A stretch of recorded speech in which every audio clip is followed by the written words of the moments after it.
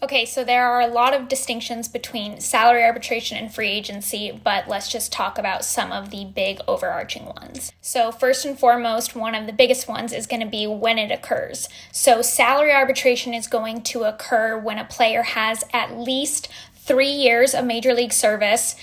There are a few exceptions with Super 2 status, but to just be simple, at least 3 years of service, but less than 6. So up until that point, the team gets to unilaterally decide what to pay the player. And basically all of the time they pay them essentially the major league minimum.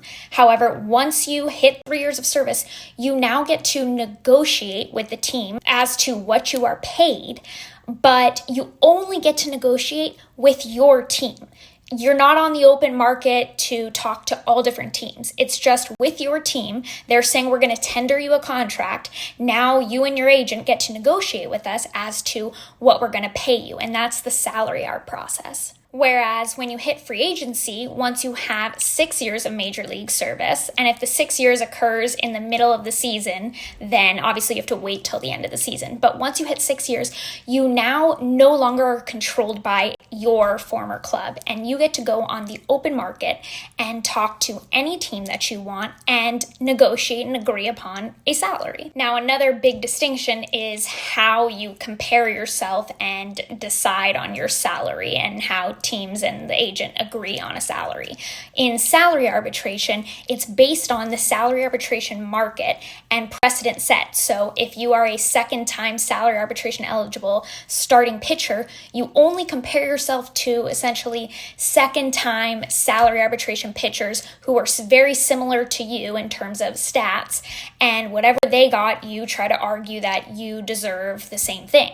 The salary arbitration market is very stagnant. It doesn't move a whole lot, and it's basically players looking back at several recent prior years and saying, they got paid this, so I should get paid that. So it's very rare that the market really moves up. Whereas in free agency, you are basing it on, it's a free open market. So you're looking at all different players. You can really compare yourself to anybody. It's a free open market.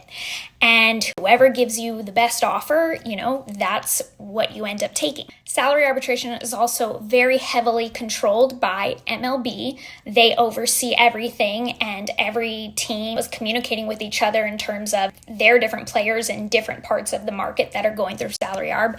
Same with the union and agents on that side of things.